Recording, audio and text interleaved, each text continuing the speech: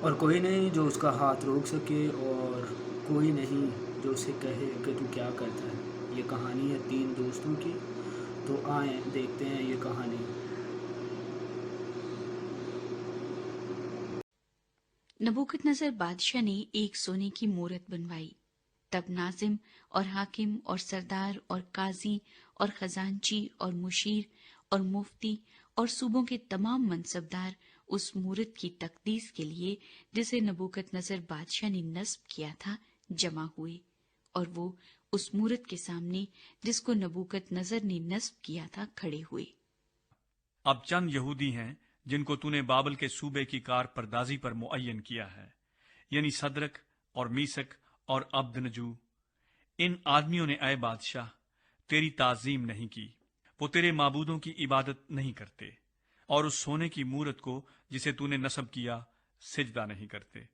تب نبوکت نظر نے قہر و غضب سے حکم کیا کہ صدرک اور میسک اور عبدنجو کو حاضر کریں، اور انہوں نے ان آدمیوں کو بادشاہ کے حضور حاضر کیا۔ نبوکت نظر نے ان سے کہا، اے صدرک اور میسک اور عبدنجو، کیا یہ سچ ہے کہ تم میرے معبودوں کی عبادت نہیں کرتے ہو، اور اس سونے کی مورت کو جسے میں نے نصب کیا سجدہ نہیں کرتے؟ اب اگر تم مستعد رہو، پر اگر سجدہ نہ کرو گے تو اسی وقت آگ کی جلتی بھٹی میں ڈالے جاؤ گے، اور کون سا معبود تم کو میرے ہاتھ سے چھڑائے گا؟ صدرک اور میسک اور عبدنجو نے بادشاہ سے عرض کی کہ اے نبوکت نظر، اس امر میں ہم تجھے جواب دینا ضروری نہیں سمجھتے۔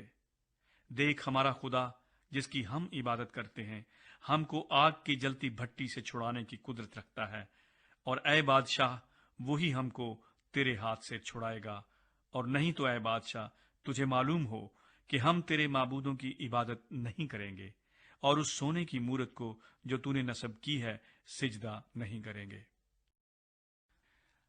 تب نبوکت نظر قہر سے بھر گیا، اور اس کے چہرے کا رنگ صدرک اور میسک اور عبدنجو پر مبدل ہوا، اور اس نے حکم دیا کہ بھٹی کی آنچ معمول سے 7 گنا زیادہ کریں، اور اس نے اپنے لشکر کے چند زور آور پہلوانوں کو حکم کیا کہ صدرک اور میسک اور عبدنجو کو باندھ کر آگ کی جلتی بھٹی میں ڈال دیں۔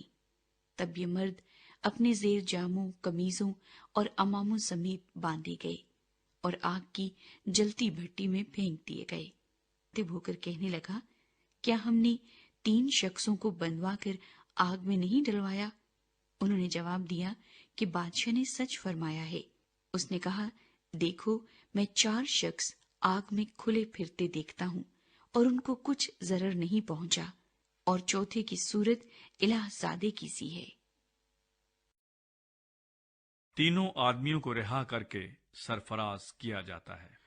تب نبوکت نظر نے آگ کی جلتی بھٹی کے دروازے پر آ کر کہا، اے صدرک اور میسک اور عبدنجو، خدا تعالیٰ کے بندو، باہر نکلو اور ادھر آؤ۔ پس صدرک اور میسک اور عبدنجو آگ سے نکل آئے۔ تب ناظموں اور حاکموں اور سرداروں اور بادشاہ کے مشیروں نے فراہم ہو کر ان شخصوں پر نظر کی، اور دیکھا کہ آگ نے ان کے بدنوں پر کچھ تاثیر نہ کی، اور ان کے سر کا ایک بال بھی نہ جلایا، اور ان کی پوشاک میں مطلق فرق نہ آیا، اور ان سے آگ سے جلنے کی بو بھی نہ آتی تھی۔ پس نبوکت نظر نے پکار کر کہا کہ صدرک اور میسک اور عبدنجو کا خدا مبارک ہو، جس نے اپنا فرشتہ بھیج کر اپنے بندوں کو رہائی بخشی، جنہوں نے اس پر توکل کر کے بادشاہ کے حکم کو ٹال دیا اور اپنے بدنوں کو نثار کیا کہ اپنے خدا کے سوا کسی دوسرے معبود کی عبادت اور بندگی نہ کریں۔ اس لیے میں یہ فرمان جاری کرتا ہوں کہ جو قوم یا امت یا اہل لغت صدرک اور میسک اور عبدنجو کے خدا کے حق میں کوئی نامناسب بات کہیں، ان کے ٹکڑے ٹکڑے کیے جائیں گے، اور ان کے گھر مزبلہ ہو جائیں گے، کیونکہ کوئی دوسرا معبود نہیں جو اس طرح رہائی دے سکے۔ پھر بادشاہ نے صدرک اور میسک اور عبدنجو کو صوبہ بابل میں سرفراز کیا۔